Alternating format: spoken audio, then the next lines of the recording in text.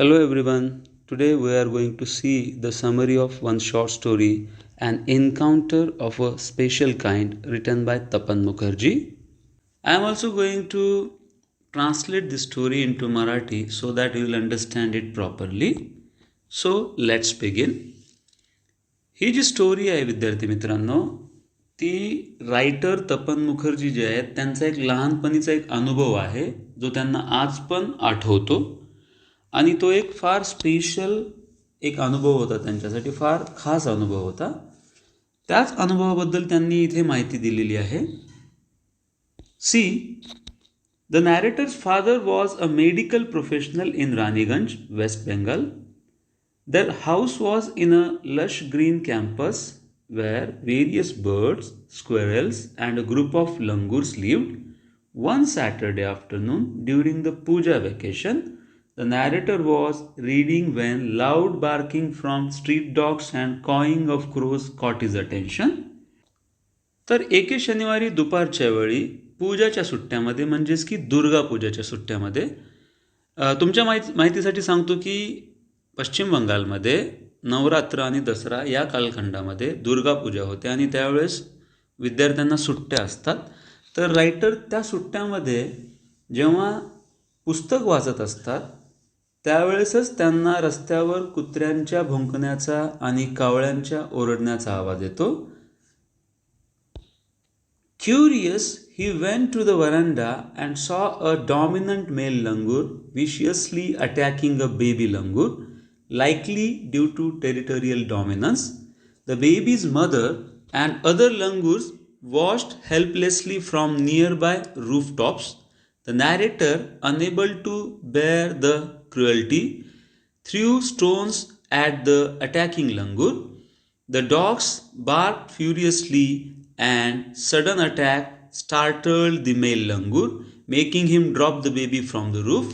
The baby, appearing lifeless, was about to fall into the pack of waiting dogs, but the narrator caught it just in time.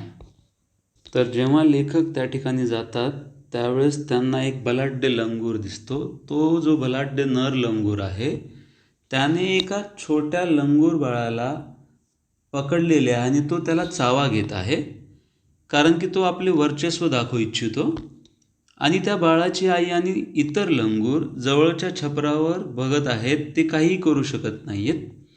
हा क्रूर प्रकार सहन न झाल्यामुळे लेखकाने त्या लंगुरावर दगड भिरकावले. कुत्रीही जोरजोरात भुंकू लागली होती, त्यामुळे तो नर लंगूर घाबरून गेला आणि बाळाला खाली सोडून दिले. ते लंगूर बाळ खाली पडणार होते आणि खाली कुत्री होती, पण तेवढ्यात रायटरने त्याच्या शेपटीला पकडले आणि त्याला वाचवले. His family and neighbors gathered as the narrator placed the wounded baby in their poultry coop. His father treated the injuries and cold water revived the baby. Though he remained in shock as he sobbed, the narrator fed him a banana. तर लेखकाचे आईवडील आणि शेजारी त्या ठिकाणी धावत आले. लेखकाने त्या बाळाला त्यांच्या कोंबड्यांच्या खोपटात ठेवले होते. त्याच्या वडिलांनी त्याच्या जखमा साफ करून औषधोपचार केले. थंड पाण्याच्या शिंतोड्यामुळे बाळाला शुद्धी आली, पण तो अजूनही भीतीने थरथरत होता. तो रडू लागला. लेखकाला त्याच्यावर दया आली आणि लेखकाने त्याला खाण्यासाठी एक केळ दिले. Just then, the mother langur appeared, silently observing from the kitchen roof. She carefully inspected her baby's wounds and embraced him lovingly. Before leaving, she looked directly into the narrator's eyes, conveying silent gratitude. With her babies clinging to her, she leaped away, avoiding the aggressive male langur. तर तेव्हाच त्या बाळाची आई त्यांच्या स्वयंपाकघराच्या छपरावर बसून पाहत असल्याचे लेखकाला जाणवले. ती खाली आली आणि आपल्या बाळाला हळूच उचलली. त्याच्या जखमा पाहिल्यानंतर तिने त्याला आपल्या मिठीत घट्ट धरले. काही क्षणांनी तिने रायटरच्या डोळ्यात पाहून कृतज्ञतेची भावना व्यक्त केली आणि बाळाला सुरक्षित ठिकाणी घेऊन निघून गेली. The encounter left a lasting impact on the narrator. proving that trust and compassion can bridge communication between humans and animals. Even after 55 years, the memory of that special moment remains vivid in his heart. तर ही घटना रायटरच्या मनावर खोल परिणाम करून गेली. माणूस आणि प्राणी यांच्यातील संबंध केवळ अन्नावर अवलंबून नसतात, तर ते विश्वास आणि करुणेवर आधारित असतात हे त्याला कळाले.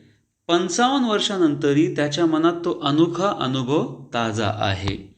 म्हणजेच की आज रायटरचे वय 70 वर्ष आहे आणि त्या घटनेला 55 वर्ष झाले.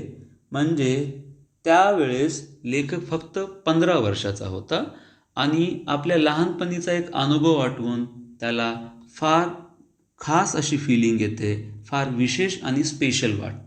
तर विद्यार्थी मित्रांनो, आय होप तुम्हाला ही जी समरी आहे अगदी सोप्या भाषेमध्ये समजलेली आहे. तर अशाच प्रकारच्या विविध व्हिडिओंसाठी चॅनलला सबस्क्राईब करा आणि या व्हिडिओला जास्तीत जास्त शेअर करा. Thank you so much.